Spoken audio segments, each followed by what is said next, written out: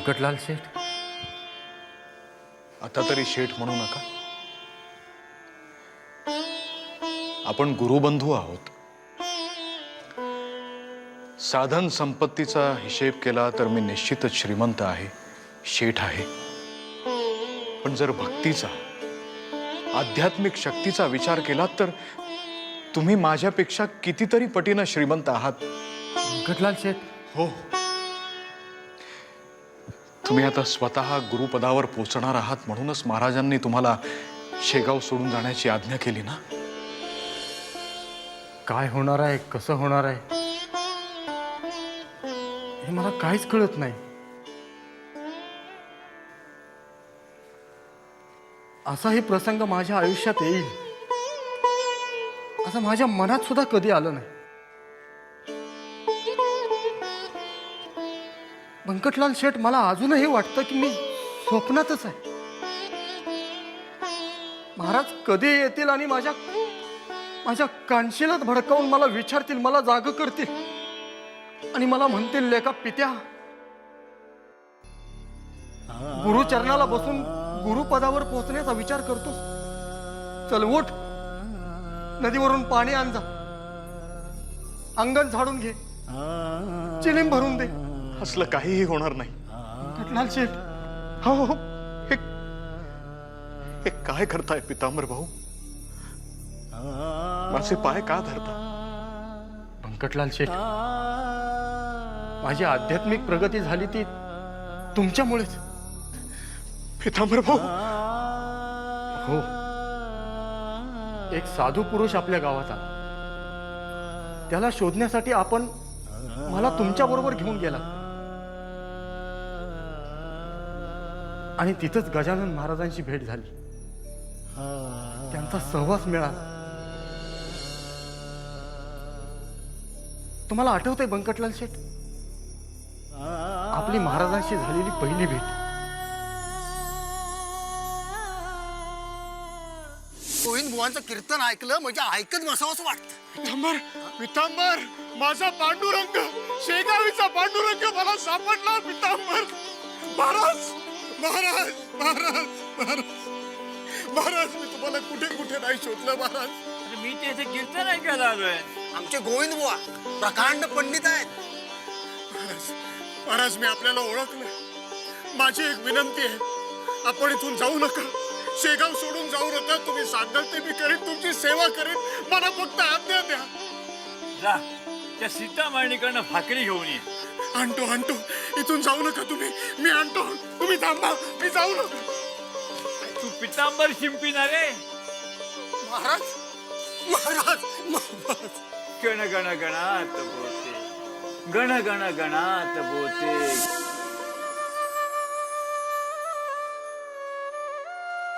व्यंकटलाल शेठ, तो क्षण जर माझ्या आयुष्यात आला नसता तर? पितांबर भाऊ, आपले महाराज नेहमीच म्हणतात,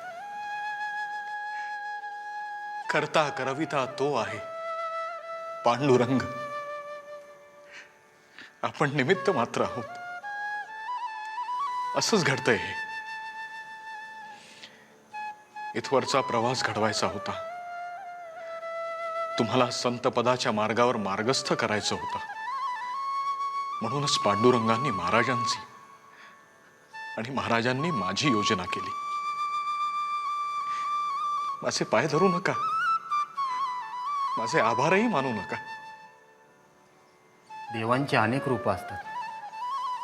प्रत्येक रूपासमोर आपण नतमस्तक होतोच ना. आपण मला देवाच्या चरणी नेऊन बसवलं म्हणजे तुम्ही देवदूत आहात.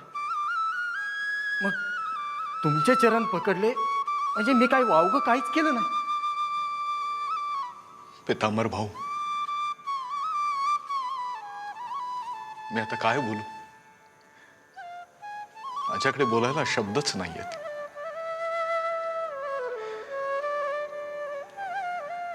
अशीच कृपा असू द्या.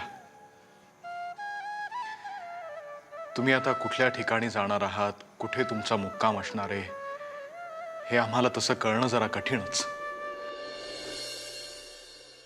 पण जेव्हा महाराज परगावी जायचे तेव्हा ते माझ्या स्वप्नात येऊन आम्हाला दर्शन द्यायचे आणि म्हणायचे, बंकटा, मी अमुक अमुक एक ठिकाणी आहे, तसंच तुम्हीही माझ्या स्वप्नात येऊन तुमची खुशाली आम्हाला कळवा. व्यंकटलाल शेर, पितांबर,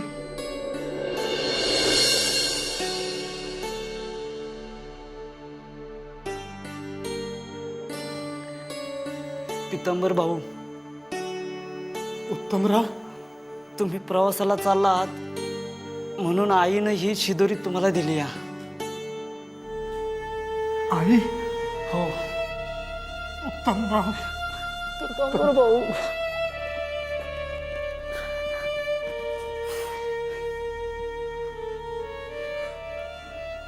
पितांबर,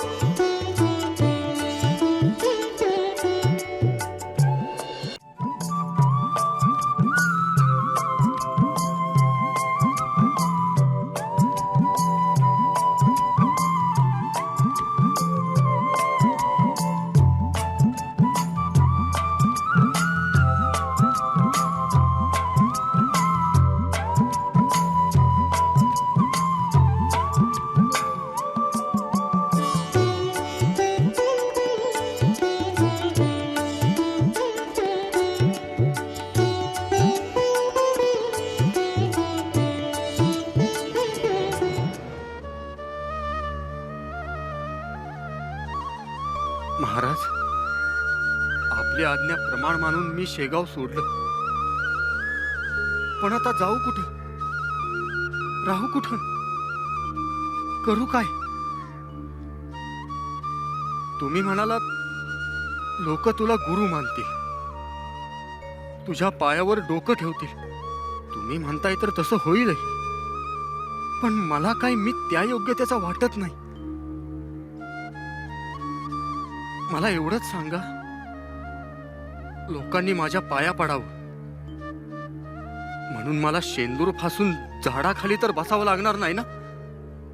नाही नाही, काय बोलून बसलो मी. क्षमा करा महाराज मला, महाराज क्षमा करा मला, क्षमा करा महाराज मला, क्षमा करा महाराज, क्षमा करा महाराज. गण गण गणात बोते, गण गण गणात बोते, गण गण गणात बोते. झालं भाऊ एकदाच. आपण जे काम करणार होतो ना, ते काम महाराजांनीच करून टाकलं. अगदी सुंठी वाचून खोकला गेला. त्या पितांबरला महाराजांनी मठाबाहेरच नाही तर अगदी थेट सरळ शेगाव बाहेर धाडून दिला. आती तिथं माती होतीच ना. महाराजांनी चांगली त्याची जिरवली. हरभऱ्याच्या झाडावर चढचढ चढवला आणि एकदाचा आपटला दानकन. त्याला त्याची जागा दाखवून दिली. आता बस म्हणाव भटकत. पण भाऊ, हा पितांबर जाऊन जाऊन जाणार कुठे आणि असा बाहेर किती दिवस फिरणार? कंटाळून पळत आला आणि महाराजांचे पाय धरून, महाराज मला इथंच तुमच्या चरणाजवळ तुमच्या सेवेत राहू द्या असं म्हणाला तर? तसं होणार नाही. आणि तसं झालं तर चांगलंच होईल. ते रे कसं?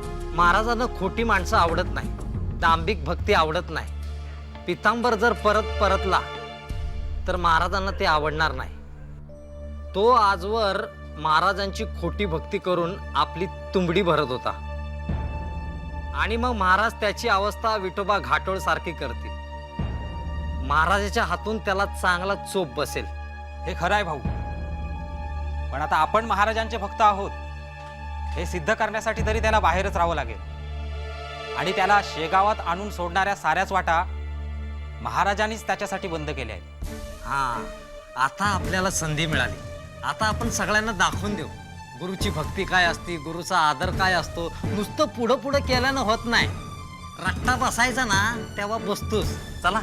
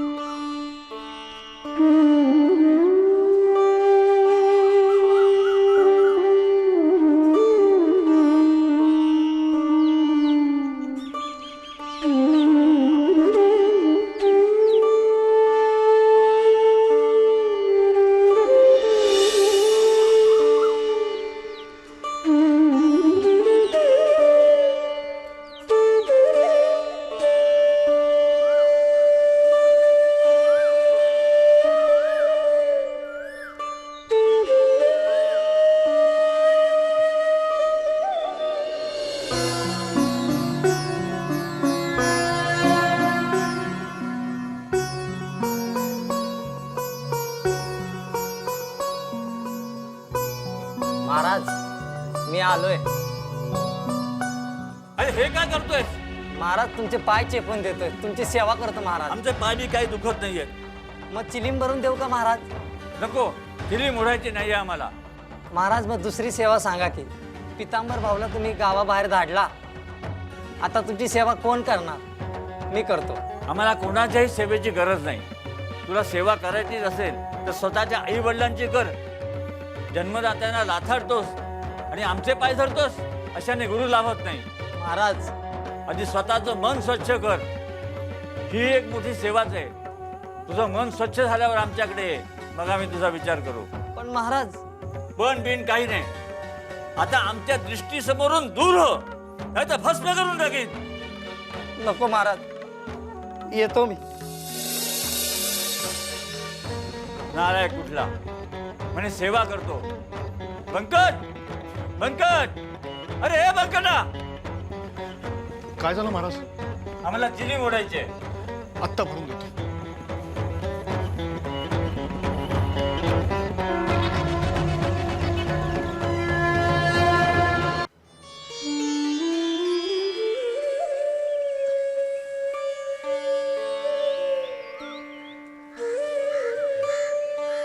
गावात जावं की नको? जर हाकलून दिलं तर नको. त्यापेक्षा आजची रात्र इथंच कुठंतरी काढूया. पुढचं पुढं बघू. आत्ता जर गावात गेलं आणि गाववाल्यांनी जर हाकलून दिलं तर आता पुढचा प्रवास करणं माझ्या तर अंगात आता बळ नाही राहील. पडूया, इथंच पडूया.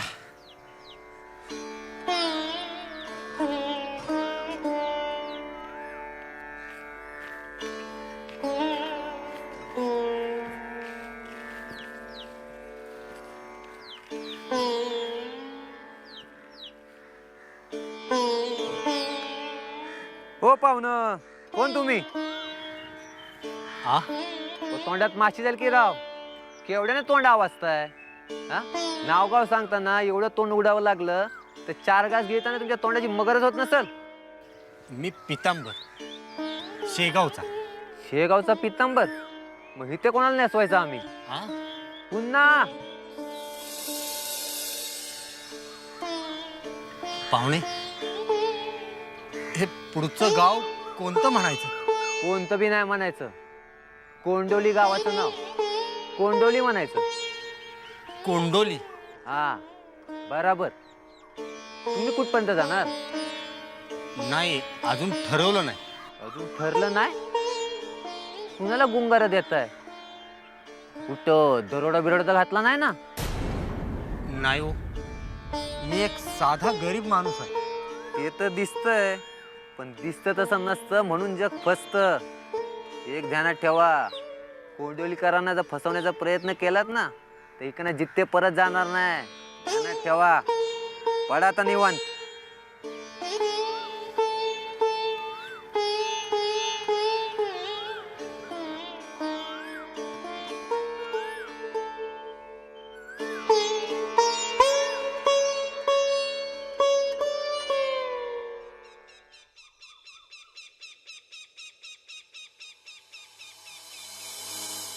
महाराजांनी मला हाकलून दिलं, पण मी पण हार नाही मानणार. महाराजांच्या मनात स्थान निर्माण करणारच. पण कसं?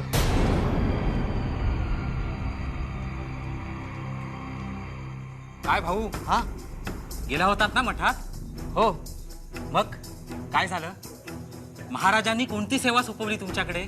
महाराजांनी म्हणजे बरंच काय काय सांगितलं. महाराजांनी लय सेवा करायला सांगितली मला. मला म्हणले माझी चिलीम भरून दे, माझे पाय चेपून दे.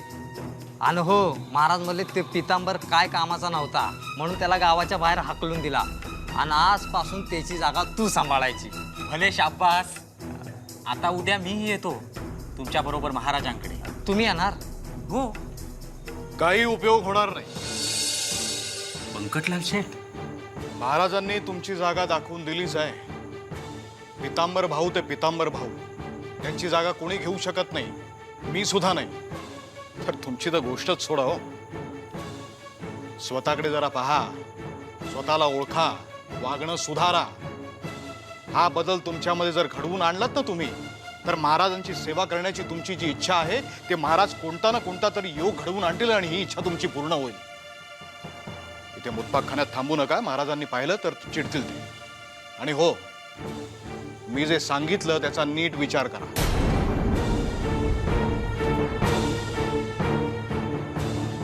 काय हो, काय बोलून गेलेत बंकटलाल शेठ? म्हणजे काय झालं होतं तुम्ही महाराजांकडे गेलात तेव्हा? खरं सांगू का, महाराजांना मला हाकलून दिलं.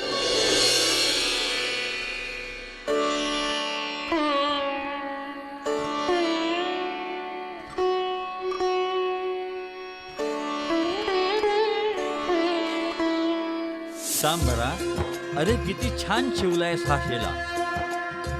तुझ्या माऊलीच्या लुगड्याचे काठ ह्याला लावलेस ना, म्हणून याला मायेची उब आलेली आहे. महाराज,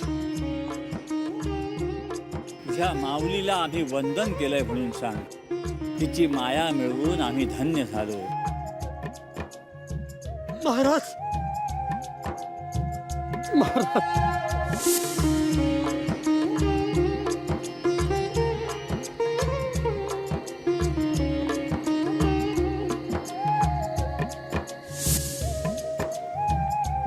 पितांबर, विचार कर. मरा मरा म्हणत वाद्याच्या तोंडून नकळतपणे रामनामाचा जप झाला. 12 वर्षाची तपश्चर्या झाली. पुढे वाद्याचा वाल्मिकी ऋषी झाला. दरम्यान मुंग्याने त्याच्या भोवती वारूळ निर्माण केलं. पूर्वी त्याने पापकर्म केली होती, तरी सुद्धा मुंग्यांचा उपद्रव तो सहन करू शकला. तू तर पुण्यवान आहेस. मग मुंग्यांमुळे तुझ्या तपश्चर्येत खंड का पडतोय? पितांबर, सहन कर, सहन कर.